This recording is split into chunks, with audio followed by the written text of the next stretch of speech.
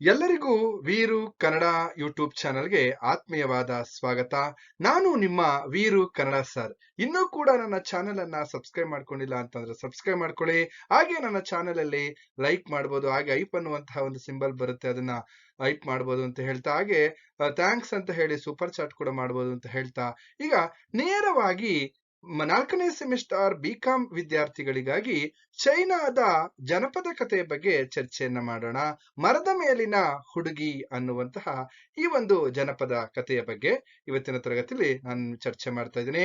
ಈ ಒಂದು ಆ ಜನಪದ ಕಥೆಯಿಂದ ನಿಮ್ಗೆ ಸುಮಾರು 10 ಅಂಕದ ಪ್ರಶ್ನೆಯನ್ನ ಕೇಳ್ತಾರೆ. ಹಾಗಾಗಿ ನೇರವಾಗಿ ನಾವು ಆಶಯವನ್ನ ಗಮನಿಸ್ತಾ ಹೋಗೋಣ. ಈ ಚೈನಾ ಜನಪದ ಕಥೆಯಲ್ಲಿ ಯಾವ ಒಂದು ರೀತಿಯಲ್ಲಿ ಆಶಯ ಏನನ್ನ ಒಳಗೊಂಡಿದೆ ಅಂತ ನೋಡೋದಾದ್ರೆ, ನೋಡಿ, ಅತ್ತೆಯ ದೌರ್ಜನ್ಯಕ್ಕೆ ಹೆದರಿ ಮನೆ ಬಿಟ್ಟು ಕಾಡು ಮೇಡು ಬೆಟ್ಟ ಗುಡ್ಡ ಅಲೆದಾಡಿ ಮಾಂತ್ರಿಕ ಶಕ್ತಿಯನ್ನ ಪಡೆದು ಮತ್ತೆ ತನ್ನ ಗಂಡನ ಮನೆಗೆ ಸೇರುವಂತಹ ಸೊಸೆಯ ಒಂದು ಕತೆ ಇದಾಗಿದೆ. ಹಾಗಾದ್ರೆ ಇಲ್ಲಿ ಅತ್ತೆಗೆ ಒಂದು ದೌರ್ಜನ್ಯಕ್ಕೆ ಅತ್ತೆ ಸೊಸೆಗೆ ತುಂಬಾ ಕಷ್ಟ ಕೊಡ್ತಾ ಇರ್ತಾಳೆ. ಕೊಡ್ತಾ ಇರ್ತಕ್ಕಂಥ ಸಂದರ್ಭದಲ್ಲಿ ಅವಳು ಮನೆ ಬಿಟ್ಟು ಹೊರಟೋಗ್ತಕ್ಕಂಥದ್ದು, ಹಾಗೆ ಬೆಟ್ಟ ಗುಡ್ಡಗಳನ್ನ ಅಲಿದು ಕೊನೆಗೆ ಅವಳು ಇಲ್ಲಿ ಮತ್ತೆ ಒಬ್ಬ ಮಾಂತ್ರಿಕನ ಒಂದು ಶಕ್ತಿಯನ್ನ ಪಡೆದು ಅವಳು ಏನ್ ಮಾಡ್ತಾಳಪ್ಪ ಅಂದ್ರೆ ಮನೆಗೆ ಸೇರ್ಕೊಳ್ತಕ್ಕಂತಹ ಒಂದು ಕತೆ. ಇಲ್ಲಿ ಪಾತ್ರವನ್ನ ನಾವು ನೋಡೋದಾದ್ರೆ ಹುಡುಗಿ, ಹಾಗೇನೆ ಇಲ್ಲಿ ಶಾವೋ, ಹಾಗೆ ಮುದುಕ, ಫಕೀರ, ಅವನೇ ಅಲ್ಲಿ ಮಾಂತ್ರಿಕ ಅಂತಾನೂ ಕೂಡ ಅವನನ್ನ ಕರಿತೀವಿ. ಇಲ್ಲಿ ಪ್ರಮುಖ ಅಂಶಗಳನ್ನ ನಾನು ಈಗ ಆಲ್ರೆಡಿ ನಿಮ್ಗೆ ನೀಡಿದ್ದೀನಿ, ಅದನ್ನ ನೀವು ಓದ್ಕೋಬಹುದು. ಅದ್ರ ಮೇಲೆನೆ ನಿಮ್ಗೆ ಪ್ರಶ್ನೆಯನ್ನ ಕೇಳ್ತಾರೆ. ಇಲ್ಲಿ ಕೊಟ್ಟಿರ್ತಕ್ಕಂಥ ವಿಚಾರದಲ್ಲೇ ಪ್ರಶ್ನೆಗಳು ಬರುವಂತಹ ಸಾಧ್ಯತೆಗಳಿವೆ. ಹಾಗಾದ್ರೆ ಈಗ ನೇರವಾಗಿ ನಾವು ಈ ಜನಪದ ಕಥೆಗೆ ಪ್ರವೇಶವನ್ನ ಪಡ್ಕೊಳ್ಳೋಣ. ನೋಡಿ, ಈ ಚೀನಾದ ಒಂದು ಕತೆ ಅಥವಾ ಚೈನಾದ ಜನಪದ ಕಥೆ ಆಗಿರೋದ್ರಿಂದ ಇಲ್ಲಿ ಎಲ್ಲಾ ಹಿಂದಿನ ಕಾಲದಲ್ಲಿ ಹೇಗೆ ಇತ್ತು ಅಂತಂದ್ರೆ, ಇಲ್ಲಿ ಸೊಸೆ ಇಲ್ಲಿ ಬಂದಂತವಳು ಅತ್ತೆಗೂ ಕೂಡ ಒಂದ್ ರೀತಿಯಲ್ಲಿ ವಿಧೇಯಳಾಗಿ ನಡ್ಕೋಬೇಕಾಗಿತ್ತು. ಹೇಗೆ ಗಂಡನಿಗೆ ವಿಧೇಯಳಾಗಿ ನಡ್ಕೊಳ್ತಾ ಇದ್ಲು ಹೆಂಡತಿ, ಹಾಗೇನೆ ಅತ್ತೆಗೂ ಕೂಡ ವಿಧೇಯಳಾಗಿ, ಅಂದ್ರೆ ಅತ್ತೆ ಹೇಳಿದ ಹಾಗೆ ಕೇಳ್ಬೇಕಾಗಿತ್ತು, ಹಾಗೇನೆ ಗಂಡ ಹೇಳಿದ ಹಾಗೂ ಕೇಳ್ಬೇಕಾಗಿತ್ತು.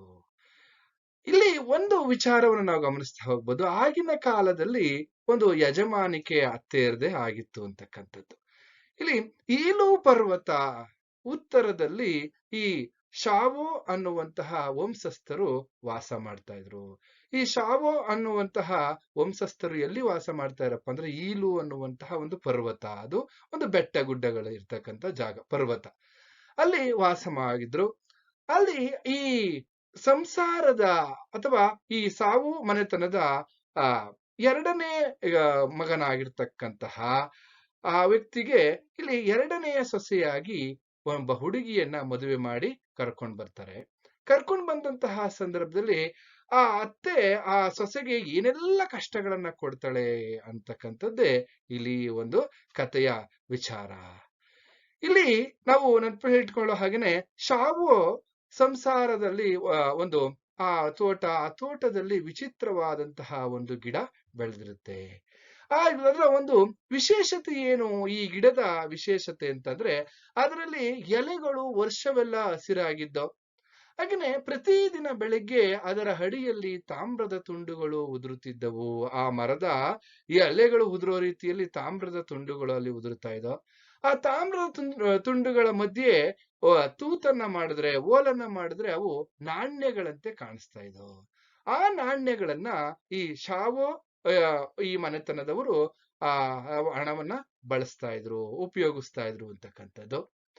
ಇಲ್ಲಿ ಪ್ರತಿ ತಾಮ್ರದ ಒಂದು ಏನ್ ಆ ನಾಣ್ಯಗಳು ಬೀಳ್ತಾ ಇದೋ ಆ ನಾಣ್ಯಗಳಿಗೆಲ್ಲ ಓಲನ್ನ ಮಾಡ್ಬೇಕಾಗಿತ್ತು. ಅದಕ್ಕೆ ತೂತನ್ನ ಮಾಡ್ಬೇಕಾಗಿರ್ತಕ್ಕಂತಹ ಕೆಲಸ ಯಾರ್ದಾಗಿತ್ತಪ್ಪ ಅಂದ್ರೆ ಇಲ್ಲಿ ಆ ಹುಡುಗಿದು. ಆ ಹುಡುಗಿ ಏನ್ ಮಾಡ್ತಾ ಇದ್ಲು, ಸೂರ್ಯ ಉದಯಿಸೋದಕ್ ಮುಂಚೆನೆ ಬಂದು ಆ ನಾಣ್ಯಗಳನ್ನ ಆಯ್ದು ಅದಕ್ಕೆ ಸುತ್ತಿಗೆಯಿಂದ ಓಲುಗಳನ್ನ ಮಾಡ್ತಕ್ಕಂತಹ ಕೆಲಸವನ್ನ ಮಾಡ್ತಾ ಇದ್ಲು. ಹಾಗೇನೆ ಆ ಸುತ್ತಿಗೆಯಿಂದ ಆ ನಾಣ್ಯಗಳನ್ನ ಎಲ್ಲ ಒಂದ್ ಕಡೆ ಆ ತಾಮ್ರದ ನಾಣ್ಯಗಳನ್ನೆಲ್ಲ ಹೋಲ್ ಮಾಡಿ ಅವಳಿಗೊಂದ್ ಕಡೆ ಕೈಯೆಲ್ಲವೂ ಕೂಡ ಬೊಬ್ಬೆ ಬಂದಿರ್ತಕ್ಕಂಥದ್ದು, ಇಡೀ ಅಂಗ ಎಲ್ಲವೂ ಕೂಡ ವಸ್ತುಗಳನ್ನ ಮುಟ್ಟಕ್ಕಾಗ್ತಾ ಇರಲ್ಲ, ಆ ತರದ ಸ್ಥಿತಿಗೆ ಬಂದಿತ್ತು. ಸರಿ, ಅದ್ರ ಜೊತೆಗೆ ಇವಳು ಏನ್ ಮಾಡ್ಬೇಕಾಗಿತ್ತು, ಕಾಡಿಗೆ ಹೋಗಿ ಸೌದೆಯನ್ನು ಕೂಡ ತರಬೇಕಾಗಿತ್ತು. ಇಷ್ಟೆಲ್ಲ ಕಷ್ಟ ಕಾರ್ಪಣ್ಯಗಳನ್ನ ಅವಳಿಗೆ ಎದುರಾಗಿತ್ತು. ಯಾರಿಗೆ? ಈ ಸಾವೋ ಮನೆತನದ ಸೊಸೆಗೆ. ಆಗ ಏನ್ ಮಾಡೋದು? ಎಷ್ಟಂದ್ರೆ ಸೂರ್ಯ ಉದಯಿಸಿದ ಮುಂಚೆ ಈ ನಾಣ್ಯಗಳನ್ನ ಆಯ್ದು ಅದಕ್ಕೆ ಹೋಲ್ ಮಾಡ್ತಾ ಇದ್ಲು. ಆನಂತರ ಸೂರ್ಯ ಹುಟ್ಟಿದ ಮೇಲೆ ಹೋಗಿ ಬೆಟ್ಟ ಗುಡ್ಡಗಳಲ್ಲಿ ಸೌದೆಯನ್ನ ಆಯ್ದು ಮನೆಗೆ ತರ್ತಾ ಇದ್ಲು. ಇದೆಲ್ಲ ಕೆಲಸವನ್ನ ಮಾಡ್ತಾ ದಿನ ಕಳೀತಾ ಇದ್ಲು. ಆದ್ರೆ ಆ ಬೆಟ್ಟದ ಮೇಲೆ ಎಲ್ಲಿಲ್ಲದಂತಹ ಚಳಿ, ಸದಾ ಗಾಳಿ ಬೀಸ್ತಾ ಇರೋದು. ಆ ಚಳಿಯನ್ನ ತಡೆಯಕ್ಕಾಗ್ದಲೇ ಈ ಹುಡುಗಿ ನಡುಗ್ತಾ ಇದ್ಲು. ನಡುಗ್ತಾ ಕೊನೆಗೆ ಆ ಬೆಟ್ಟದ ಮೇಲೆ ಕುಳಿತು ಅಳ್ತಾ ಇರ್ತಾಳೆ. ಯಾಕೆಂದ್ರೆ ಇಲ್ಲಿ ಈ ಮನೆಯಲ್ಲಿ ಕುತ್ಕೊಂಡು ಹತ್ರೆ ಅತ್ತೆ ಬೈತಾ ಇದ್ಲು. ಯಾಕೆಂದ್ರೆ ಮನೇಲಿ ಯಾರಾದ್ರೂ ಅಳ್ತಾ ಇದ್ರೆ ಈ ಅತ್ತೆ ಏನ್ ಮಾಡ್ತಾ ಇದ್ಲು, ಬೈತಾ ಇದ್ಲು. ಅದಕ್ಕೋಸ್ಕರ ಅವಳು ಆ ಬೆಟ್ಟದಲ್ಲಿ ಕುಳಿತು ಒಬ್ಬಳೇ ರೋದನವನ್ನ, ಅರಣ್ಯ ರೋದನ ಅನ್ನೋ ರೀತಿಯಲ್ಲಿ ಒಂದ್ ರೀತಿಯಲ್ಲಿ ಅಳ್ತಾ ಕುತ್ಕೊಂಡಿದ್ಲು. ಹೀಗೆ ಕುತ್ಕೊಂಡಿರ್ಬೇಕಾದ್ರೆ ಅಲ್ಲಿ ಒಂದ್ ಕಡೆ ಈ ಫೈನ್ ಅನ್ನುವಂತಹ ಒಂದು ಮರಗಳ ತೋಪಿನಿಂದ ಒಬ್ಬ ಮುದುಕ ಬರ್ತಾನೆ. ಆ ಮುದುಕ ಬಂದು ಆ ಹುಡುಗಿನ ವಿಚಾರಿಸ್ತಾನೆ, ಏನಮ್ಮ, ಯಾಕಮ್ಮ, ಏನ್ ನಿನ್ ಕಷ್ಟ, ಯಾಕೆ ಅಳ್ತಾ ಇದೀಯಾ ಅಂತ. ಅಯ್ಯೋ ಏನು ಇಲ್ಲ ತಾತಪ್ಪ, ಹೀಗೆ ನಮ್ಮ ಅತ್ತೆ ಏನ್ ಮಾಡ್ತಾ ಇದ್ದಾಳೆ, ಆ ನಮ್ಮ ಅತ್ತೆಯ ಮನೆಯ ತೋಟದಲ್ಲಿ ಹೀಗೆ ಒಂದು ತಾಮ್ರದ ನಾಣ್ಯಗಳು ಬೀಳುವಂತಹ ಒಂದು ಗಿಡ ಇದೆ. ಅದು ಪ್ರತಿನಿತ್ಯ ನಾಣ್ಯಗಳನ್ನ ಬೀಳುತ್ತೆ. ಅದನ್ನ ಆಯ್ದು ಅದಕ್ಕೆ ಓಲನ್ನ ಮಾಡ್ತಕ್ಕಂಥದ್ದು, ಸುತ್ತಿಗೆಯಿಂದ ಹೊಡೆದು, ಹಾಗೆ ಆನಂತರ ಸೌದೆಯನ್ನ ತರಬೇಕು. ಈ ರೀತಿ ನನಗೆ ಎಲ್ಲಿಲ್ಲದಂತಹ ಕಷ್ಟವನ್ನು ಕೊಡ್ತಾ ಇದ್ದಾಳೆ. ಹೇಗೆ ಈ ಕಷ್ಟದಿಂದ ನಾನು ಪಾರಾಗೋದು ಅಂತ ಹೀಗೆ ತನ್ನ ಎಲ್ಲ ಒಂದು ಸಂಗತಿಯನ್ನ ಆ ಮುದುಕನ ಹತ್ರ ಹೇಳ್ಕೊಳ್ತಾಳೆ. ಹೇಳ್ದಂತ ಸಂದರ್ಭದಲ್ಲಿ ಆ ಹುಡುಗಿ ಮುದುಕನ ಬಳಿ ತನ್ನ ಕಷ್ಟದ ಬಗ್ಗೆ ಹೇಳ್ಕೊಂಡಂತ ಸಂದರ್ಭದಲ್ಲಿ ಆ ಮುದುಕ ಏನ್ ಮಾಡ್ತಾನೆ, ಮೌನವಾಗಿ ಕುಳಿತುಕೊಂಡು ಅವಳ ಕಷ್ಟಗಳನ್ನೆಲ್ಲ ಕೇಳಿ, ಪಾಪ ಆ ಕಥೆಯನ್ನ ಕೇಳಿದ ಮುದುಕ ಏನ್ ಮಾಡ್ತಾನೆ, ಮೇಲೆ ಇರ್ತಕ್ಕಂತಹ ಬೆಟ್ಟದ ಕಡೆ, ಪರ್ವತದ ತುದಿಯ ಕಡೆ ಕೈ ತೋರಿಸಿ ಹೇಳ್ತಾನೆ, ನೋಡು, ಅಲ್ಲಿ ನೋಡ್ತಾ ಇರೋ, ಅಲ್ಲಿ ಯಾರೋ ಒಬ್ಬ ಮನುಷ್ಯ ಇರೋ ರೀತಿಯಲ್ಲಿ ಕಾಣಿಸ್ತಾ ಇಲ್ವ ನಿನಗೆ ಆ ಬೆಟ್ಟದ ಮೇಲೆ? ಹೌದು, ಮನುಷ್ಯ ಆಕೃತಿಯಲ್ಲಿ. ಯಾರೋ ಇದ, ಅಲ್ಲೊಂದು ಕಲ್ಲಿದೆ, ಮನುಷ್ಯ ಆಕೃತಿಯ ಕಲ್ಲಿದೆ ಆ ಬೆಟ್ಟದ ಮೇಲೆ, ನೋಡು, ಕೈ ಬೀಸಿ ಕರೆಯುವಂತೆ ಕಾಣಿಸ್ತಾ ಇದೆ ತಾನೆ ಅಂತ ಹೇಳಿದಾಗ ಹುಡುಗಿ ಏನ್ ಮಾಡ್ತಾಳೆ, ನೋಡ್ತಾಳೆ, ತನ್ನತ್ತ ಕೈ ಮಾಡಿ ಕರೆಯುವಂತೆ ಒಂದು ಕಲ್ಲಿನ ಶಿಲೆ ಆ ಬೆಟ್ಟದ ಮೇಲೆ ಇದೆ. ಅದನ್ನ ನೋಡ್ದಂತವಳು, ಸರಿ, ಆಗ ಅವಳು ಏನ್ ಮಾಡಿದ್ಲಪ್ಪ, ಅವನು ಹೇಳಿದ್ಮೇಲೆ ತನ್ನ ಕೈಗಳಿಗೆ ಈ ಶಾವೋ ತೋಟದಲ್ಲಿರುವ ವಿಚಿತ್ರ ಮರವನ್ನ ತೋರಿಸುತ್ತಿದ್ದಾನೆ. ಅವನ್ ಏನ್ ಮಾಡ್ತಾ ಇದ್ದಾನೆ, ತನ್ನ ಕೈಗಳಿಂದ ಈ ಸಾವೋ ತೋಟದಲ್ಲಿರ್ತಕ್ಕಂತಹ ವಿಚಿತ್ರ ಮರಗಳನ್ನ ಅಲ್ಲಿ ತೋರಿಸ್ತಾ ಅದರಿಂದ ತಾಮ್ರದ ಬಿಲ್ಲೆಗಳನ್ನ ಅಥವಾ ನಾಣ್ಯಗಳನ್ನ ಬೀಳಿಸ್ತಾ ಇದ್ದಾನೆ ಅಂತ ಹೇಳ್ತಕ್ಕಂಥದ್ದು. ಅದನ್ನ ಬಿಟ್ಟಾಗ ಆ ಮರ ಏನ್ ಮಾಡುತ್ತೆ, ನೀನ್ ಹೋಗಿ ಅವನ ಕೈಯನ್ನ ಕತ್ತರಿಸಿದ್ರೆ, ಅವನ ಕೈಯನ್ನ ಕಡಿದ್ರೆ ಆ ತಾಮ್ರದ ಬಿಲ್ಲೆಯನ್ನ ಬೀಳಿಸ್ತಕ್ಕಂತಹ ಮರ ಏನಿದೆ, ಆ ಒಂದು ವಿಚಿತ್ರ ಮರ, ಅದು ಒಣಗೋಗುತ್ತೆ ಅಂತ ಈ ಮುದುಕ ಒಂದು ಉಪಾಯವನ್ನ ಹೇಳ್ದ. ಯಾರಿಗೆ? ಆ ಹುಡುಗಿಗೆ. ಸರಿ, ಇವಳೇನ್ ಮಾಡಿದ್ಲು, ಅವನು ಹೇಳಿದ್ಮೇಲೆ ಸೀದಾ ಹೌದಾ ಅಂತ ಹೇಳಿದೆ. ಬೆಳಗ್ಗೆ ಹೆಂಗಿದ್ರು ಸೌದೆ ತರೋದಕ್ಕೆ ಬೆಟ್ಟಕ್ಕೆ ಹೋಗ್ತಾ ಇದ್ದಲ್ವಾ, ಹೊರಟೊಳೆ ಏನ್ ಮಾಡಿದ್ಲಪ್ಪ ಅಂದ್ರೆ, ಮಾರನೇ ದಿನ ಬೆಳಗ್ಗೆ ಇಲ್ಲಿ ನಡುಗುತ್ತಾ ಅವಳು ಬೆಟ್ಟದ ಮೇಲಕ್ಕೆ ಹೋದ್ಲು. ತನ್ನ ಸೀರೆಯ ಸೆರಗಿನಲ್ಲಿ ಕೊಡಲಿಯನ್ನ ಯಾರಿಗೂ ತಿಳಿದ ಹಾಗೆ ತೆಗೆದುಕೊಂಡು ಬಂದಿದ್ಲು. ಹೋಗಿ ಬೆಟ್ಟದ ಮೇಲೆ ಹತ್ತಿದೊಳನೆ ಆ ಕಲ್ಲಿನ ಮನುಷ್ಯನ ಕೈಯಲ್ಲಿ ಇದ್ದಂತಹ ಒಂದು ಈ ಏನು ಮುಚ್ಚಿ ತಂದಿದ್ದಲ್ಲ ಆ ಕೊಡಲಿಯಿಂದ ಏನ್ ಮಾಡಿದ್ಲು, ಅವನ ಕೈಗೆ ರಪ್ ಅಂತ ಹೊಡಿತಾಳೆ. ಆಗ ಆ ಬೆರಳನ್ನ ಕೋಪದಿಂದ ಒಂದೇ ಏಟಿಗೆ, ಹೇಗೆ ಆ ಬೆರಳಿನಿಂದ ಅವನಿಗೆ ಕೈ ತೋರಿಸ್ತಾ ಇದ್ನಲ್ಲ, ಆ ಬೆರಳನ್ನ ಒಂದೇ ಏಟಿಗೆ ಹೊಡೆದಾಕ್ತಾಳೆ. ಹೊಡೆದಾಕ್ತಾಗ ಮಾರನೇ ದಿವಸ ಬಂದ್ ನೋಡ್ತಾಳೆ, ಇಲ್ಲಿ ಈಲು ಪರ್ವತದ ಅಲ್ಲಿ ಸೂರ್ಯೋದಯ ಕಾಣಿಸ್ಕೊಂತು. ಕಾಣಿಸ್ಕೊಂಡಂತಹ ಸಂದರ್ಭದಲ್ಲಿ ಆ ಬೆಳಕು ಆ ಗಿಡದ ಮೇಲೆ ಬಿದ್ದ ಕೂಡಲೇ ಎಲೆಗಳೆಲ್ಲ ಬತ್ತಿ ಹೋಗಿವೆ. ಯಾವಾಗ ಆ ಎಲೆಗಳೆಲ್ಲ ಬತ್ತೋಯ್ತು, ಆ ಗಿಡ ಎಲ್ಲವೂ ಕೂಡ ಒಣಗೋಗಿದೆ. ಅಂದ್ರೆ ಒಂದ್ ರೀತಿಯಲ್ಲಿ ಆ ಗಿಡ ಸತ್ತೋಯ್ತು ಅಂತಾನೆ, ಒಣಗೋಯ್ತು. ಈಗ ಏನ್ ಮಾಡೋದು, ಅತ್ತೆಗೆ ಇದನ್ನ ನೋಡಿ ಕೋಪ ಬಂದ್ಬಿಡ್ತು. ಕೋಪ ಬಂದು ಏನ್ ಮಾಡ್ತಾ ಇದ್ದಾಳೆ ಅವಳು, ಮರದಿಂದ ಬರುತ್ತಿದ್ದಂತಹ ಹಣವೆಲ್ಲ ತಪ್ಪೋಯ್ತು. ಅದರಿಂದ ಕೋಪಿಸಿಕೊಂಡಂತಹ ಅತ್ತೆ ಏನ್ ಮಾಡೋದು, ಸೊಸೆಯನ್ನ ನಿನ್ನನ್ನು ಕೊಲ್ತೀನಿ, ನನ್ನ ಗಿಡವನ್ನ ಹೇಗೆ ನೀನ್ ಕೊಂದೆಯೋ ಅದೇ ರೀತಿ ನಾನು ನಿನ್ನನ್ನ ಕೊಲ್ತೀನಿ ಅಂತ, ಬಿಡೋದಿಲ್ಲ ನಿನ್ನನ್ನು ಅಂತ ಏನು ಒಂದೇ ಸಮನೆ ಓಡಿಸ್ಕೊಂಡು ಬರ್ತಾ ಇದ್ದಾಳೆ ಕೊಡಲಿಯನ್ನ ಇಟ್ಕೊಂಡು. ಮುಂದೆ ಸೊಸೆ ಓಡ್ತಾ ಇದ್ದಾಳೆ, ಹಿಂದೆ ಅತ್ತೆ, ನಾ ಮುಂದು ತಾ ಮುಂದು ಅಂತ ಏನಿಬ್ರು ಓಡ್ ಬರ್ತಾ ಇದಾರೆ. ಓಡ್ ಬರ್ತಾ ಇದ್ದಾಗ ಈ ಅತ್ತೆ ಸ್ವಲ್ಪ ದಪ್ಪಕ್ಕಿದ್ಲು, ಆ ದಡುತಿ ಆಗಿರ್ತಕ್ಕಂಥವಳು. ಅವಳ ಕೈಯಲ್ಲಿ ಓಡಕ್ ಆಗ್ದಲೆ ಕುತ್ಕೊಂಡ್ ಬಿಡ್ತಾಳೆ. ಸೊಸೆ ಮುಂದೆ ಅಪ್ಪ ತಪ್ಪಿಸ್ಕೊಂಡೆ ಅಂತ ಮುಂದೆ ಹೋಗ್ತಾ ಇರ್ತಕ್ಕಂಥ ಸಂದರ್ಭದಲ್ಲಿ ಹಿಂದೆ ತಿರುಗಿ ನೋಡಿದ್ರೆ ಆ ಬೆಟ್ಟದ ಕೆಳಗಡೆ ಅತ್ತೆ ಏನ್ ಮಾಡ್ತಾ ಇದ್ದಾಳೆ, ಕೊಡಲಿಯನ್ನ ಆ ಒಂದು ಕಲ್ಲಿನ ಮೇಲೆ ಮಸಿತಾ ಇದ್ದಾಳೆ. ಬಾ ನೀನು ವಾಪಸ್ ಹಿಂತಿರುಗಿ ಬಂದ್ರೆ ನಿನ್ನನ್ನು ಕಡ್ದಾಕ್ಬಿಡ್ತೀನಿ, ನಿನ್ನ ಕೊಲ್ಬಿಡ್ತೀನಿ ಅಂತ ಹೇಳ್ತಾ ಇದ್ದಾಳೆ. ಜೋರಾಗೆ ಹೋಯ್ತ. ಸರಿ, ಈಗ ಏನ್ ಮಾಡೋದು? ಈ ಕಡೆ ಅತ್ತೆ ಮನೆಗೆ ಹೋಗೋ ಹಾಗಿಲ್ಲ, ಹೋದ್ರೆ ಅತ್ತೆ ಕೊಂದು ಬಿಡ್ತಾಳೆ. ಈಗ ನಾನು ಏನಾದ್ರೂ ಮಾಡಿ ಬದುಕ್ಬೇಕು ಅಂತ ಹೇಳಿ ಬೆಟ್ಟದ ಮೇಲಕ್ಕೆ ಬಂದ್ಬಿಟ್ಟಿದ್ದಾಳೆ. ಏನ್ ಚಳಿಗಾಲ, ಬೆಟ್ಟದ ಪಟರೆಗಳಲ್ಲೆಲ್ಲ, ಕಲ್ಲು ಬಂಡೆಗಳಲ್ಲೆಲ್ಲ, ಪಟರೆಗಳಲ್ಲಿ, ಕಲ್ಲಿನ ಸಂದಿಗಳಲ್ಲಿ ಎಲ್ಲಾ ಕಡೆ ಹುಡುಕ್ತಾ ಇದ್ದಾಳೆ. ಆಹಾರ ಸಿಗ್ತಾ ಇಲ್ಲ. ಈಗ ಏನ್ ಮಾಡೋದು? ಕೊನೆಗೆ ಆಹಾರ ಸಿಗ್ತಾ ಇಲ್ಲ. ಈ ಕೊನೆಗೆ ಅಲ್ಲಿ ಇಲ್ಲ ಒಂದ್ ಕಡೆ ಆ ಪೈನ್ ಮರದ, ಈ ಪೈನ್ ಅನ್ನುವಂತಹ ಮರದ ಮುಳ್ಳುಗಳನ್ನ ಅಗಿಯೋದಕ್ಕೆ ಪ್ರಾರಂಭ ಮಾಡ್ತಾಳೆ. ನೋಡಿ, ಇಲ್ಲಿ ನಿಮ್ಗೊಂದು ಪ್ರಶ್ನೆಯನ್ನ ಕೇಳ್ತಾಳೆ. ಪೈನ್ ಮರದ ಮುಳ್ಳುಗಳಿಂದ ಮುಳ್ಳುಗಳು ಹುಡುಗಿಗೆ ಹೇಗೆ ಸಹಾಯವಾದವು ಅಂತಕ್ಕಂಥ ಪ್ರಶ್ನೆ ಕೇಳ್ಬೋದು. ಅಥವಾ ಪೈನ್ ಮರದಿಂದ ಹುಡುಗಿಗೆ ಯಾವ ರೀತಿ ಅನುಕೂಲವಾಯಿತು ಅಂತಕ್ಕಂತಹ ಪ್ರಶ್ನೆಯನ್ನ ಕೇಳ್ಬೋದು. ಹಾಗೇನೆ ಬೆಟ್ಟದ ಮೇಲೆ ಹೋದ ಹುಡುಗಿ ಇಲ್ಲಿ ಬದಲಾದದ್ದು ಹೇಗೆ ವಿವರಿಸಿ ಅಂತ ಈ ತರದ ಎರಡು ರೀತಿಯ ಪ್ರಶ್ನೆಗಳನ್ನ ನಿಮ್ಗೆ ಕೇಳ್ತಾರೆ. ಆಗ ಏನ್ ಯಾವ ರೀತಿ, ಈಗ ಅವಳಿಗೆ ಆಹಾರ ಇಲ್ಲದೆ ಅವಳು ಏನ್ ಮಾಡ್ತಾ ಇದ್ದಾಳಪ್ಪ ಅಂದ್ರೆ, ಈ ಫೈನ್ ಅನ್ನುವಂತಹ ಮರದ ಈ ಮುಳ್ಳುಗಳಿವೆಯಲ್ಲ, ಆ ಮುಳ್ಳುಗಳನ್ನ ತಿಂತಾ ಇದ್ಲು. ಸರ್, ಈ ಮುಳ್ಳುಗಳೇನಂದ್ರೆ ಇದೊಂದು ವಿಚಿತ್ರವಾಗಿರ್ತಕ್ಕಂತಹ ಮರ. ಎಷ್ಟು ಮುಳ್ಳುಗಳು ಖಾಲಿ ಆಗ್ತವೋ ಅದೇ ರೀತಿ ಮುಳ್ಳುಗಳಲ್ಲಿ ಬೆಳೀತಾ ಇದ್ದವು. ಸರಿ, ಈಗ್ಲೇ ಅದೊಂದು ರೀತಿಯಲ್ಲಿ ಮುಳ್ಳುಗಳು ಬೆಳೀತಾ ಇರ್ತಕ್ಕಂಥದ್ದು, ಆ ಮುಳ್ಳುಗಳನ್ನ ಅಗದಗದು ತಿಂತಾ ಇದ್ಲು. ಹಾಗೆ ಬದುಕೋದಕ್ಕೆ ಆ ಮುಳ್ಳುಗಳನ್ನ ತಿಂದು ಬದುಕ್ತಾ ಇದ್ಲು. ಹೀಗೆ ಬದುಕ್ತಾ ಅದ್ರ ಪರಿಣಾಮ ಏನಾಗೋಯ್ತಪ್ಪ ಅಂತಂದ್ರೆ, ಮೈಲೆಲ್ಲ ಒಂದ್ ರೀತಿ ಬಿಳಿ ಕೂದಲು ಬೆಳೆಯೋದಕ್ಕೆ ಪ್ರಾರಂಭ ಆಯ್ತು. ಯಾರಿಗೆ? ಈ ಹುಡುಗಿಗೆ ಆ ಮುಳ್ಳನ್ನ ತಿಂದಿದ್ದಂತಹ ಪರಿಣಾಮದಿಂದಾಗಿ ಏನಾಯ್ತು, ಬಿಳಿ ಕೂದಲುಗಳು, ಒಂದ್ ರೀತಿಲಿ ಕುರಿ ಒಂದು ಕೂದಲುಗಳಿರ್ತಾವಲ್ಲ ಆ ರೀತಿ, ಅಥವಾ ದುಪ್ಪಟ್ಟ ಇರುತ್ತಲ್ಲ ಆ ರೀತಿ ಎಲ್ಲ ಒಂದ್ ಕಡೆ ಇವ್ರಿಗೆ ಆ ಬಿಳಿ ಕೂದಲುಗಳು ಬೆಳೆಯೋದಕ್ಕೆ ಪ್ರಾರಂಭ ಆಯ್ತು. ಅವಳು ಅದನ್ನ ನೋಡಿ ಒಂದ್ ಕಡೆ ಗಾಬರಿ ಆಗುವಂತೆ ಮಾಡಲು, ಇನ್ನೊಂದ್ ಕಡೆ ಇದರಿಂದ ನನಗೆ ಹೆಚ್ಚು ಸಹಾಯ ಆಗ್ತದೆ, ಯಾಕೆಂದ್ರೆ ಚಳಿಗೆ ರಕ್ಷಣೆ ಆಯ್ತಲ್ಲ ಅಂತ ಹೇಳಿ ಏನ್ ಮಾಡ್ತಾ ಇದ್ದಾಳೆ, ಗಾಳಿಯಲ್ಲಿ ಹಾರುವಂತಹದನ್ನೆಲ್ಲ ಕಲ್ತ್ಕೊಳ್ತಾಳೆ. ಹೀಗೆ ನಕ್ಷತ್ರ ಇವನ್ನೆಲ್ಲ ನೋಡಿ ಅವಳಿಗೆ ಒಂದ್ ರೀತಿ ಸಂತೋಷವಾಗೋಗುತ್ತೆ, ನನಗೆ ಹಾರಕ್ಕೂ ಬರ್ತಾ ಇದೆ ಈಗ ಅಂತ.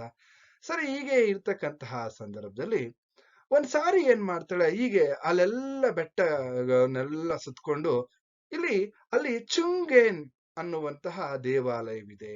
ಚುಂಗೇನ್ ಅನ್ನುವಂತಹ ಒಂದು ದೇವಾಲಯ. ಆ ದೇವಾಲಯದ ಬಾಗಿಲ ಹತ್ತಿರವೇ ಮಾಂತ್ರಿಕ ಏನ್ ಮಾಡಿದಾನೆ, ಇಲ್ಲಿ ಪೈನ್ ಮರ ಒಂದಿದೆ, ಮಾಂತ್ರಿಕ ಪೈನ್ ಮರ ಒಂದು ಇದೆ ಅಂತಕ್ಕಂಥದ್ದು. ಅದೇನಪ್ಪಾ ಅಂದ್ರೆ, ನೀವು ಯಾವುದಾದರೂ ಇಲ್ಲಿ ಯಾವುದೇ ಒಂದು ಕೊಂಬೆಯನ್ನ ಕಡಿದು ಹಾಕಿದ್ರು ತಕ್ಷಣ ಅದು ಬೆಳೆಯುತ್ತದೆ. ಅದಕ್ಕೆ ಅದನ್ನ ಮಾಂತ್ರಿಕ ಪೈನ್ ಮರ ಅಂತನೂ ಕೂಡ ಕರಿತೀವಿ. ನೀವು ಯಾವುದೇ ಕೊಂಬೆಗೆ ಯಾವುದೇ ಬ್ರಾಂಚಸ್ ಕಡ್ದಾಕ್ಬಿಡಿ, ಇಮಿಡಿಯೇಟ್ಲಿ ಅದು ಬೆಳೆಯುತ್ತೆ. ಅಂತಹ ಒಂದು ವಿಚಿತ್ರವಾಗಿರ್ತಕ್ಕಂತಹ ಪೈನ್ ಮರ ಅದು.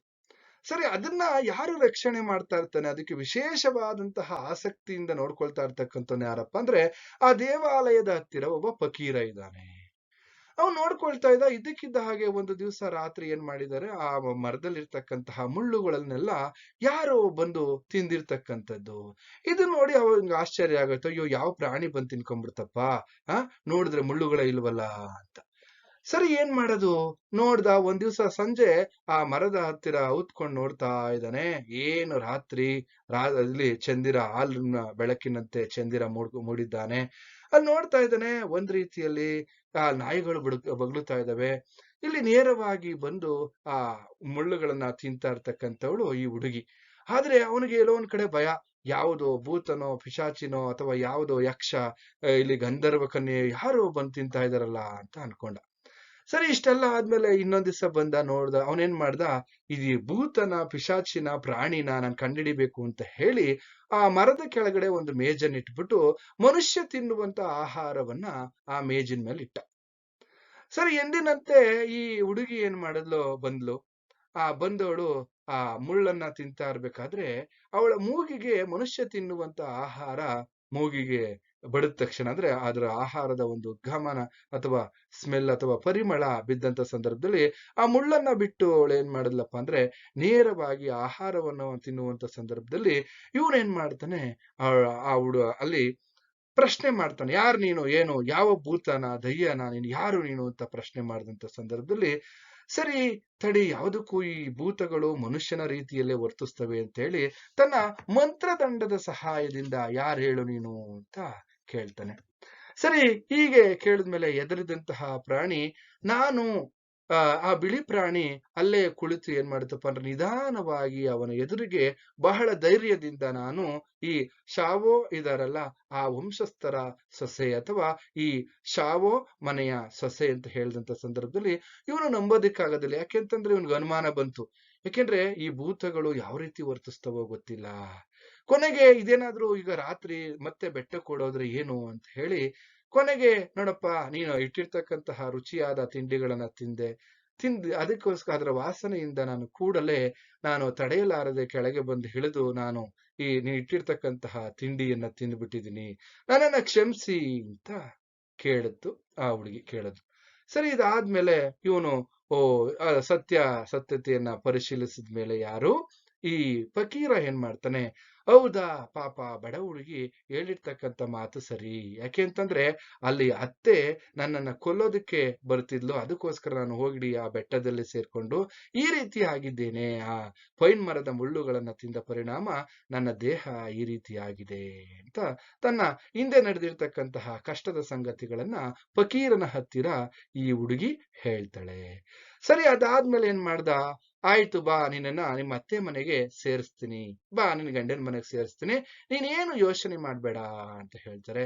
ಸರಿ, ಕೊನೆಗೆ ಏನ್ ಮಾಡ್ತಾನೆ ಆ ಫಕೀರ, ಸೀದಾ ಈ ಶಾವೋ ಮನೆತನಕ್ಕೆ ಕರ್ಕೊಂಡ್ಬಂದು ಆ ಶಾವೋ ಮನೆತನಕ್ಕೆ ಸೇರಿಸ್ತಾನೆ. ಆಗ ಅತ್ತೆ ಅವಳನ್ನ ಗೌರವದಿಂದ ನೋಡ್ಕೊಳ್ತಾ ಇರ್ತಕ್ಕಂಥದ್ದು. ಆನಂತರ ಕಾಲಕ್ರಮೇಣ ಮನುಷ್ಯ ತಿನ್ನುವಂತ ಆಹಾರವನ್ನ ಸೇವನೆ ಮಾಡ್ತಾ ಮಾಡ್ತಾ ಆಹಾರವನ್ನ ತಿಂತ ಅವಳ ಮೈ ಬೆಳೆದು ಬಿಳಿ ಕೂದಲುಗಳೆಲ್ಲ ಉದುರೋದಕ್ಕೆ ಪ್ರಾರಂಭ ಆಗುತ್ತೆ. ಹಾಗೆ ಮೊದಲಿನಂತೆ ಸುಂದರಿಯಾದ ಹುಡುಗಿ ಆಗ್ತಾಳೆ. ಹಾಗಾಗಿ ಮೊದಲಿಗಿಂತಲೂ ಹೆಚ್ಚು ಸುಂದರಿ ಆಗ್ತಾಳೆ ಅಂತಕ್ಕಂಥದ್ದು. ಹಾಗೆ ಅತ್ತೆ ಅವಳನಿಗೆ ಒಂದ್ ರೀತಿಯಲ್ಲಿ ಒಳ್ಳೊಳ್ಳೆಯ ಬಟ್ಟೆಗಳನ್ನ ಕೊಟ್ಟು ಅವಳನ್ನ ಚೆನ್ನಾಗಿ ನೋಡ್ಕೊಳ್ತಾ ಇದ್ಲು. ಹಾಗೇನೆ ಆ ಹುಡುಗಿ ಈಗ ಸಂತೋಷದಿಂದ ಈ ಶಾವು ಮನೆತನದ ಸೊಸೆಯಾಗಿ, ಎರಡನೆಯ ಸೊಸೆಯಾಗಿ ಸಂತೋಷದಿಂದ ಈಗ ಜೀವನವನ್ನ ನಡೆಸ್ತಾ ಇದ್ದಾಳೆ. ಇದಿಷ್ಟು ಮರದ ಮೇಲಿನ ಹುಡುಗಿ ಅನ್ನುವಂತಹ ಚೈನಾ ಜನಪದ ಕಥೆಯ ಸಾರಾಂಶ. ಎಲ್ರಿಗೂ ಶುಭವಾಗ್ಲಿ ಅಂತ ಹೇಳ್ತಾ ಇಲ್ಲಿಗೆ ಈ ತರಗತಿಯನ್ನ ಮುಗಿಸ್ತಾ ಇದ್ದೀನಿ.